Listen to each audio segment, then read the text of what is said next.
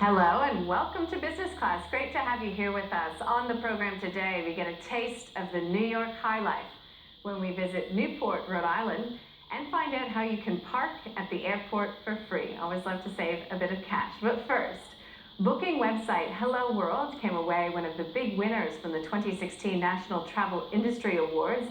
The site was one of 38 travel industry individuals and businesses recognized and awarded for their excellence within the travel industry at a gala event in Sydney over the weekend. Well, joining me in the studio to discuss all of the winners is Bruce Piper. He's managing editor of Travel Daily. Bruce, welcome to the program. Welcome back, I should say. Thank you.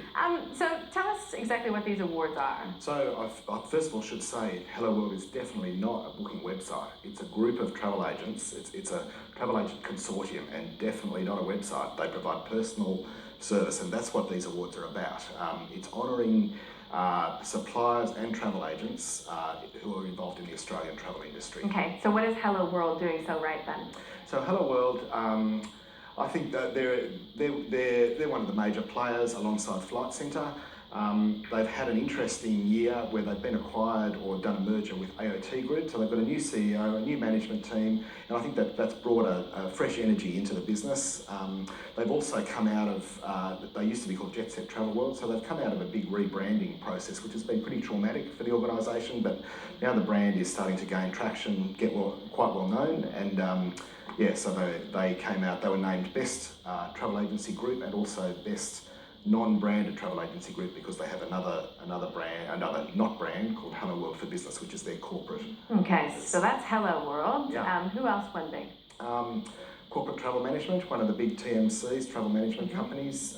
They took out the Best Travel Management Company. They're listed, so that's big news for them. Covermore Travel Insurance, and on the other suppliers, Virgin Australia, they were thrilled to win Best Domestic Airline, it's always between them and Qantas, and they haven't won for a few years. In fact, they haven't won since they rebranded as Virgin Australia. So Virgin Blue was the... So this is covering, obviously all of the travel industry. So yeah, that's right. There's both sides. So the suppliers, they vote for their favourite travel agents, and the travel agents vote for their favourite suppliers. Okay. Yeah. And what other airlines won? Was it just domestic, or do we look at No, international. So Emirates took out the coveted Best International Airline, and there's two categories for the international airline because there's a lot of airlines that sell tickets in Australia but that don't actually fly here. So Emirates is the best online carrier, the airline that flies here. They were voted best. Finnair, based in Helsinki, they came out as best international airline offline. In fact, they've won that for 4 years in a row. And is that based on service, or is that based on offerings, or? No, what it's based on is voting from the travel agencies. For those categories, the travel agents vote to select finalists, and then the finalists make a presentation to a judging panel. So it's a very robust process. Finnair, what was so positive about Finnair? We just don't talk about them at all. It's no, that's right. So, Finnair, they engage very well with the travel trade, basically. They have an amazing network. So they're very popular as, I guess you'd call it a second tier option. Obviously they're not online, but they have a lot of gateways in Asia, so a lot of ways to get to Europe, and then Helsinki Airport, which is their hub.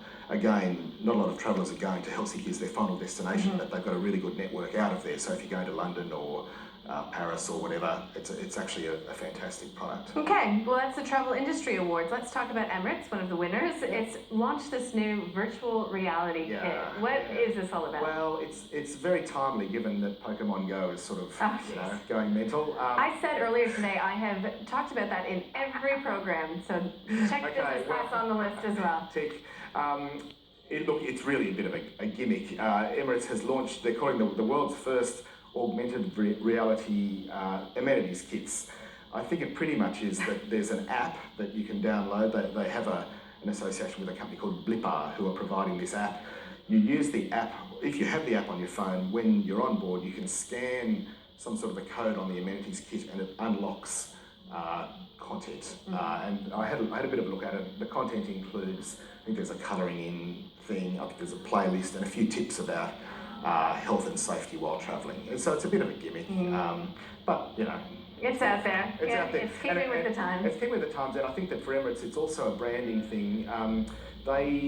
they are one of the growing number of airlines who offer in-flight internet, and it's extremely affordable. I think it's free for the first 10 megabytes, and then it's just $1 US for another 500 megabytes. Now, it's not fast. You're not going to stream, Netflix or anything like that on it, but it really is a handy thing. And so it's sort of this amenities kit thing. It's reinforcing their technological edge. I'd like to talk to you about the TSA pre-check-in pop-ups, because this has the potential to really ease travel for business travelers especially. So just give us the nuts and bolts. What exactly is it? So pre-check is a system that's used in the US. You have to be a US citizen, but you can essentially bypass some of the security checks. I think that people who have undergone the pre-check, pre-clearance, they don't have to take off their shoes.